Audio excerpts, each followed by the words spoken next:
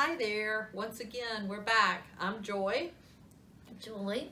and we're here to talk about our newest adventure at Mary H. Wright. This is the granddaddy of the granddaddies, we think. Yeah, this is a big one, and we definitely need you guys as always. Everything we do is because of you guys, obviously. When Joy and I were delivering food, we did a devotion about during COVID when we were taking food to some of our families' homes. And a couple from our church came to us and offered us a grant. And I almost think they thought that we were just going to continue to purchase like food from the grocery store. But it was a substantial amount of money, so we thought we needed to do something that would be a little bit more sustainable. So we both prayed about it, and we kept praying. And we prayed, and we prayed, and we never could find the right thing we thought that we needed to do. Right. And then we kind of had this epiphany with the South Side being a food desert, and we were delivering food. What if we did a teaching garden for Mary H. Wright? And things have honestly just really evolved. And I mean, all of you guys know this too. I think when you're doing what God wants you to do, things just kind of happen the way they're supposed to.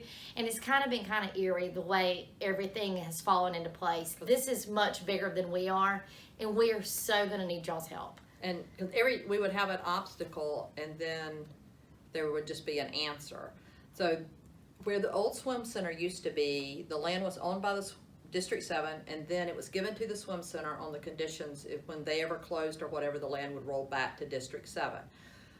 For a while, a guy was kind of halfway sort of doing a garden up there, but it wasn't done very well, and one of their biggest problems is they had no water.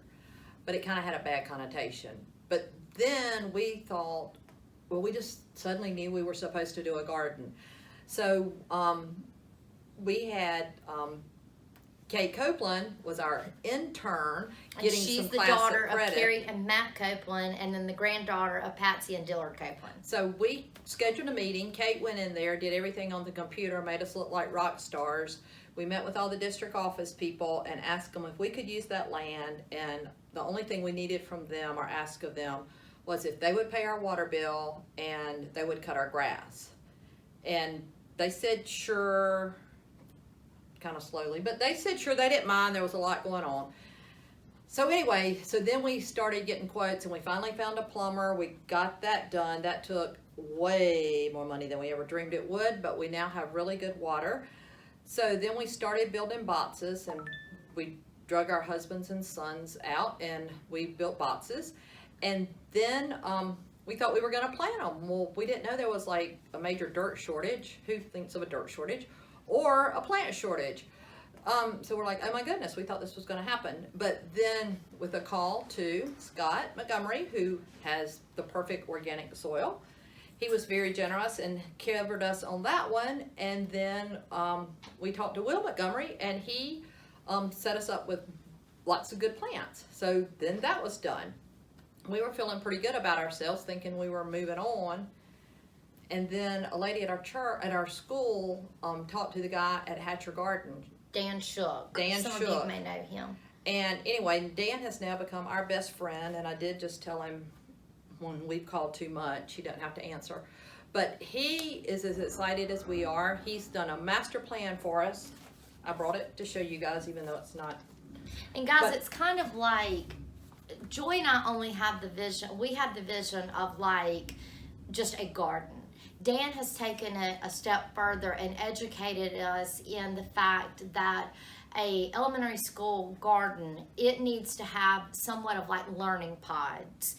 Different things, like there would be an area where if the guidance counselor or one of the therapists wanted to take children, it would be more hedged in and develop like a quiet space.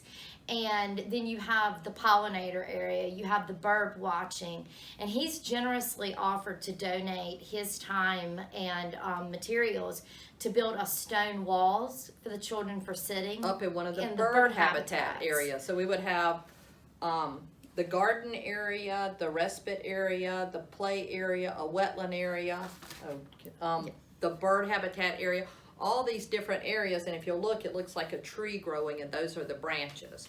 So anyway, he's did this for us, agreed to help us plan it, do it.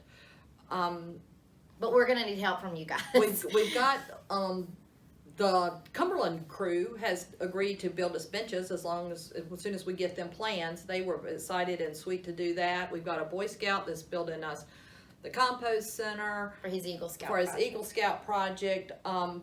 So we're excited, and people are asking a lot of questions. We've got some luncheons planned where we're going to go to the leaders and shakers of the South Side and explain it all to them. Ruth Littlejohn has been our champion already and is talking to us about it.